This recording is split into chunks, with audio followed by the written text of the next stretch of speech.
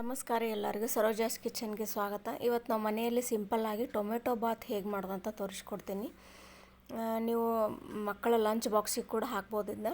ಫಸ್ಟ್ಗೆ ನಾನು ಇಲ್ಲಿ ಮಿಕ್ಸಿ ಜಾರ್ಗೆ ಒಂದು 4 ಟೊಮೆಟೊ ತೊಗೊಂಡಿದ್ದೀನಿ. ಸ್ವಲ್ಪ ಶುಂಠಿ, ಕೊತ್ತಂಬರಿ, ಸ್ವಲ್ಪ 1 ಸ್ಪೂನ್ ಆಗೋಷ್ಟು ಹವೀಜ ಮತ್ತು ಚಕ್ಕೆನ ಪೌಡ್ರ್ ಮಾಡಿ ತೊಗೊಂಡಿದ್ದೆ ನಾನು. 1-2 ಏಲಕ್ಕಿ, ಲವಂಗ ಮತ್ತು 2 ಮೆಣಸು ಅಂತಾರಲ್ಲ ಅದನ್ನು ತೊಗೊಂಡಿದ್ದೀನಿ. ಇದನ್ನ ರುಬ್ಕೋಬೇಕು. ಈ ಕಡೆ ಕುಕ್ಕರ್ಗೆ ಎಣ್ಣೆ 1 ಚಮಚ, 1 ಸ್ಪೂನು ತುಪ್ಪ ಹಾಕಿ, ಜೀರಿಗೆ ಸಾಸಿವೆ ಹಾಕಿ, ಸ್ವಲ್ಪ ಹಿಂಗೆ ಹಾಕಿ, ಉಳ್ಳಾಗಡ್ಡಿ ಹಾಕಿ ನಾನಿಲ್ಲಿ ಫ್ರೈ ಮಾಡ್ಕೊಳಕತ್ತೀನಿ ರೀ.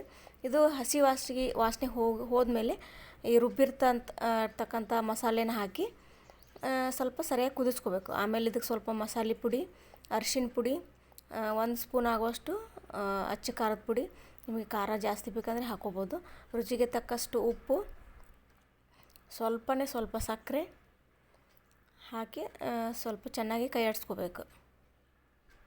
ಇದು ಮಕ್ಕಳಂತೂ ತುಂಬ ಇಷ್ಟಪಡ್ತಾರೆ. ಇದನ್ನ ಮನೇಲಿ ನೀವು ಟ್ರೈ ಮಾಡಿ.